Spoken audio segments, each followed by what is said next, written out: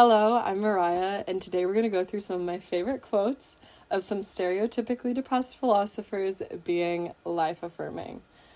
I don't think all of these philosophers were actually depressed, but I think we engage with them like they're sad. Like if you're carrying around Nietzsche, everyone's like, "Aw, you okay?" And same with like Sartre and like all of these. And I'm just here to say they were more than that. I have collected these quotes from like from reading. I found a few online. I hope you enjoy, and let's go. I think there's enough sad shit on the internet. Let's look at the bright side of life, and let's look at maybe the worst place to find it, which is by reading philosophy. So let's go. So today we're going to look at a few philosophers. These guys right here, I think they're just stereotypically pretty sad. Camus, who I think isn't that sad. Once again, I have so many quotes from him being so full of love, full of life, things like this. And then we have Nietzsche, who once again, stereotypically sad, depressing, whatever. But once again, he's simply not. Libra King. And then we have Sartre. I love his fiction work, especially. I think fiction in general is quite life-affirming, but his especially, because it comes from this quite like sad point of view, but turns into something that really appreciates life. And then we have Schopenhauer, who he was hard. I only have a few from him. I don't read him very often. He was quite pessimistic. So let's just get right into it. The first one we'll read, this is Camus. This is from a series of collections called The Wrong Side and the Right Side. My cup brims over before I have time to desire. Ooh. This just feels so sensual to me. Like, he's so in his experience. He's so in his body. He's just like overflowing with joy of life. And I just think that's just such an amazing place to be, and I think it's so magical. This one's simple. This to me is like an affirmation. You just say it in the mirror every morning, like, my cup brims over before I have time to desire. So Camus is giving some applicable affirmations for you to say in your day-to-day life. Oh, this one. What does it matter to me if I hold things badly, if I embrace everything? This to me is just so scrumptious. I feel like I personally have pretty intense emotions, and it means that I can look at it like, I hold things badly. But if we look at things and we just kind of say, like, I'm here to experience life, and that there is enough for me, that is it. I feel like that's kind of like, what else are you supposed to do with life if you just if you're embracing everything that comes at you and like experiencing everything to your absolute capacity. Like, it doesn't matter if I'm like really, really sad over something dumb, if I'm embracing the fact that that's happening. I just think this is so beautiful and life-affirming. When I think of life-affirming, I think of anything that kind of accepts the death and the life that comes with life, and kind of accepts all the sides that come at us within our experience. So that's also from a collection of personal writings by Camus, called Love of Life. That one's like an essay in there called Love of Life. So obviously there's going to be some pretty positive stuff in there. Okay. Nothing is more vain than to die for love. What we ought to do is live. A living Lorenzo is better than a Romeo in his grave, despite his rosebush. Then why not dance in these celebrations of living love, and sleep in the afternoons on the lawn of the Piazza del Duomo, or Domo, surrounded by monuments there will always be enough time to visit, drink from the city's fountains where the water is lukewarm but so fluid, and look once more for the face of that laughing woman with the long nose and proud mouth. All we need to understand is that this initiation prepares us for higher illuminations. Once again, I always am like, I think there's a song that says this. It's like, why, if you're gonna die for me, why not live for me, or something like that. I just think that sentiment, that to live for love, is just so, it's so magical, and it's so much more moving than dying for it and like killing yourself in the name of love. We must live for it. And that's so much more meaningful, and it's so much more moving. And I think the way that he puts kind of this idea of just like chilling and dancing as like a celebration of life is just so beautiful. And I think, again, also this last sentence where all we need to understand is that this initiation prepares us for higher illuminations. I just think it's amazing, because basically anything that you experience is taking you towards your future no matter what. So it's a good vibe either way. It's a kind of the same sentiment of like, I embrace everything. Like everything's coming at me and I'm just experiencing it. Like I invite it all. I'm open to it all. It just feels so true and good. And not even like this thing of like, this is the highest truth, but I just think this way of looking at life is so positive and just invites kind of this overall acceptance, which I think is super helpful because if you're just like always despairing at life, it's just not very fun. So also, I was saying to my friend the other day, if you're going to be delusional, you might as well pick the like positive delusion. Like being optimistic and being pessimistic are both arguably delusional, but like why not have a good time and spread positivity? Like if it's a choice, like if you have the choice, you might as well pick the more fun delusion. But on to the next one. We have one more from Camus. This is literally what I was just saying. For if there is a sin against life, it lies perhaps less in despairing of it than in hoping for another life and evading the implacable grandeur of the one we have. This one is so beautiful because I think we do this a lot. I think just generally we like despair over what we don't have or what we're working towards. And even when we're working towards things, we're feeling sad for ourselves for what we have. But if we were to like, again, kind of shift viewpoints or shift perspectives, we could actually see that there's so much magic in the life we have. Like we can look around and like see all these things that we have to be grateful for, and then boom, our life is just like more magnificent. And it's that simple of a perspective shift, which I just think is so positive, so optimistic of Camus here. This is again from Nuptials. Now we're going to move on to Schopenhauer.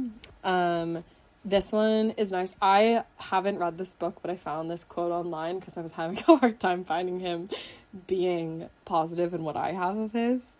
But it says, mostly it is loss which teaches us about the worth of things. I think this again goes for what I was saying earlier about life-affirmation being this thing of like accepting it all. And it's just so good. I mean, it's true. Loss is one of the hardest things we go through in life, whether it's like the loss of like a loved one or the loss of a relationship or the loss of a home or whatever it is that you're losing. Loss is part of life, as is gain. And I think in that loss, there's something about the depth of the love that you had for it and the joy of that. Like, your highest love is your highest despair. And I think that this quote really encapsulates that. So that's what we have. And then we have this next one. So this one I love. This is funny. I found I don't know if you can really see, but it's a dog in a fir tree, which is great. The dog is rightly the symbol for loyalty. In the plant world, however, it should be the fir tree. For it alone abides with us through bad times as well as good. I did have to cut this quote in half because it does continue to be quite pessimistic after. It kind of goes into like, but like nobody else will be there with you. They're only there in the summer. The birds aren't even singing all the time. But I think if we take it for what he's saying, this is really interesting to me because he's working with symbolism, but then he's still resisting this idea that there's like bad in life, or like that there's like that there's cycles. And I think this like holding on to the fir tree is quite sweet. And the idea of like holding on to the dog, because the dog is this like, the dog as a pet is this like unnatural domestic relationship, and it feels quite fantasy world, which I think is really interesting because he's held on to these two things that are quite unnatural, or not even unnatural. I mean, the fir tree exists, but these two natural experiences of infinite, like, companionship in a way. And the way he holds on to that kind of just shows how much love and maybe how alone he feels and how much desire he has to find the infinite in real life. And he found it in a fir tree and a dog, and I just think that makes it life-affirming, even when we cut off this quote from the rest of it. Yeah, but like I said, it was quite hard to find Schopenhauer being, like, at all optimistic. But now we're going to move on to Nietzsche. I love Nietzsche. I've loved him since I was a teenager. I think he's one of, like, the first philosophers I ever read after Camus, and he's just, like, he's so good. This is this. And life itself told me this secret. Behold, it said, I am that which must overcome itself again and again. Ugh. I just love this because it reminds me of something a meditation teacher said to me actually once, where she was like, meditation is basically just like coming back to the breath. It's not that you're like always focused and you're always good or like whatever. It's that you're coming back to it. And I think this quote reminds me that in life, it's not necessarily about like always getting better and always being like productive and amazing and like da-da-da. It's not about like not having any vices. It's about coming back, returning to the self over and over and over and over again, and trusting that process to be the cycle, because that is in itself the essence of life. It's just overcoming and like keep going. It's just to live. It's returning to the breath. And I think this quote like really, really does it. I'm that which must overcome itself again and again. So true, Nietzsche. So true. I love play. I do not know any other way of associating with great tasks than play. As a sign of greatness, this is an essential presupposition. I love this quote because I think play is the one thing we have to hold hands with in order to like take any steps forward in pretty much like any realm of life. Tyler, the Creator, said something like this as well. He said, create like a kid and edit like a scientist. And I think they really go together here. Of just this thing of like, we have to come at everything like it doesn't matter, which I just think, again, also within these philosophies, even with like nihilism, which Nietzsche sometimes considered, that nothing matters, like this pre-understanding that nothing matters can be taken in two different ways. It can be taken as like, nothing matters, so like there's no reason to do anything, or nothing matters, so I can do whatever I want and I can play. And I love this idea, and I think so many amazing things were created because things were allowed to be played with and not taken seriously. And I just think this is an amazing, super positive way of looking at life, which is just amazing. Oof. But by my love and hope I entreat you, do not reject the hero in your soul. Keep holy your highest hope. I just, like, why is he so sweetie pie? Nietzsche is a Libra, and I think this is made so clear. If you're not into astrology, that's fine, but Libras are like generally like pretty fun and sweetie pie and like really nice and cute. I'm a Libra, so me and Nietzsche really understand each other on that front. I love this quote because it's this thing of like, keep holy your highest hope is just it's such a bar. It's so good. I just think this thing of like having bigger ideas and having a higher hope for your life is something of a person who has not given up, and it's something of a person who imagines something greater. And I think what's interesting about this idea of not giving up, I think there was something that Adrienne Marie Brown said about this as well, that activism is imagination. And I think part of like any progress, whether it's political or personal or relational, is having the imagination and the hope to do so and the hope to get there. Like that is the first path to any sort of progress. And I think the idea of making that hope holy and that hope special and sacred is fucking great. Just generally a good vibe. And I don't think there's any other way to do it. I think if you don't have anything else holy, like that is the way. So that's that. Next. This is great. I love this because it sounds just like the Camus one we read earlier. And it says, as long as men have existed, man has enjoyed himself too little. That alone, my brothers, is our original sin. I love when philosophers talk about sin because it's such a perfect like word because of how many connotations it has, and like the religious connotation of like sin being bad and everything. I just think I love this idea that us enjoying ourselves too little is the worst of it. That's the problem. And I made this, man, God, having a good time. That's how you get to being holy, as you have a good time. Because we're not just machines, and we're not just spirits, and we're not just trying to like be good for God. We can also just have a good time. And I love the sentiment because what's despair of life without joy of life? We need both sides. And I think we talk about philosophers being so like blah, blah, blah, meaningless. That is so sad.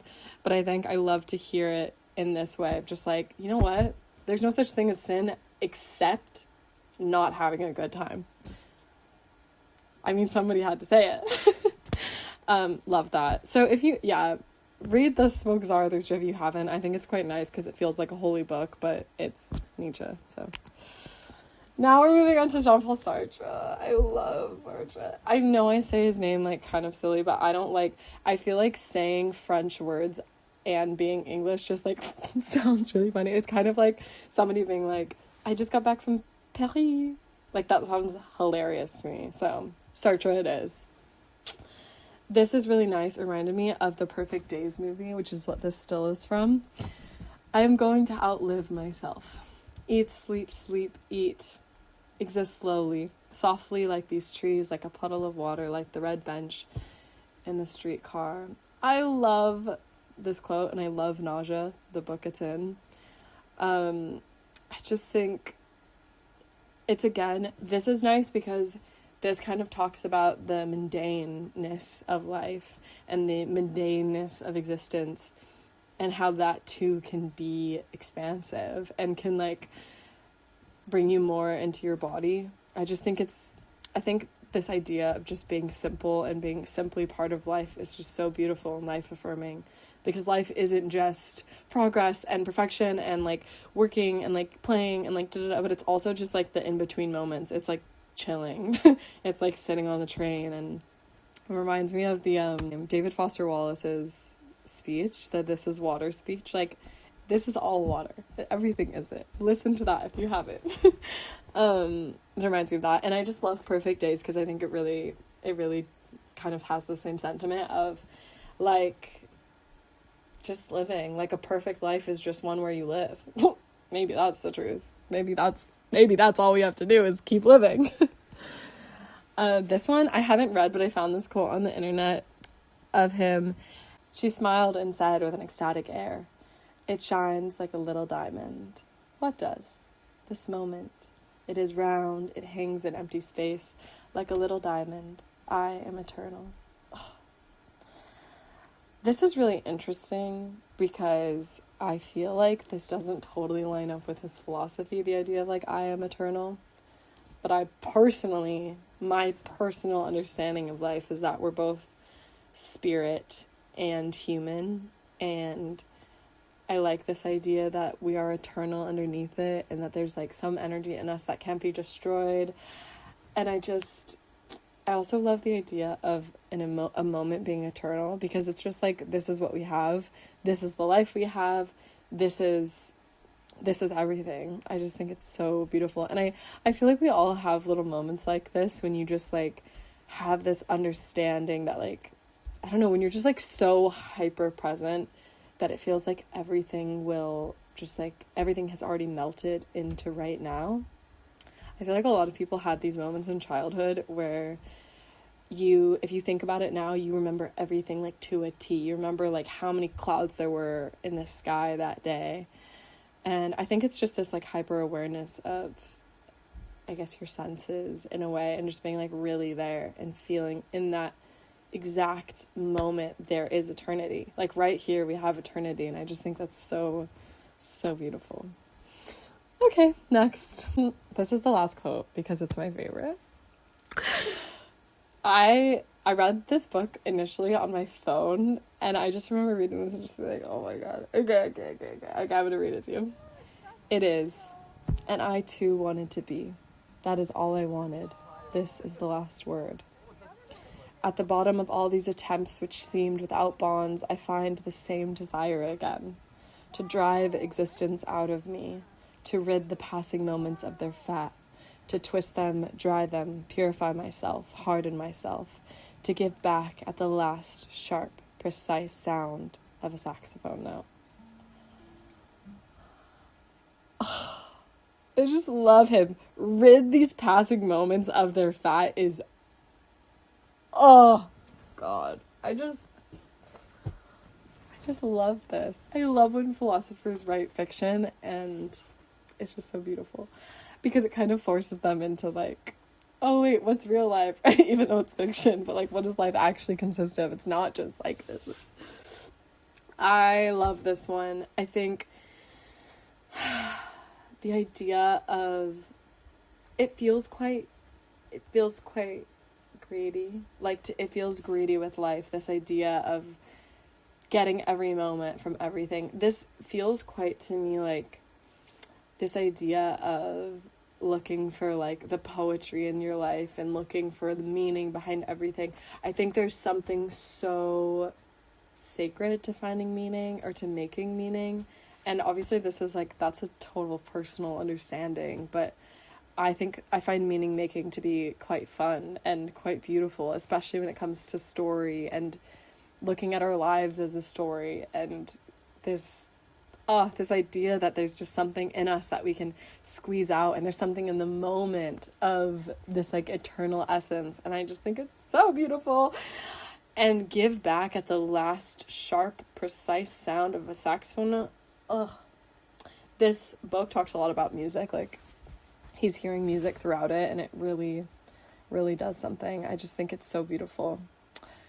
So that is what I have for you today. Thank you so much for watching. If you have a favorite quote by a depressed philosopher, I would love for you to comment below, or if yours was in here, or if you just found your favorite quote from a depressed philosopher, please tell me what you think. And how do you make meaning out of your life? Comment whatever you want. It's a chat box down there. Join me next time. Who knows what it'll be next time, but it'll be something. So lots of love. Enjoy your life. Be kind to yourself. Be kind to others, and pay attention, because there's good stuff if you look for it.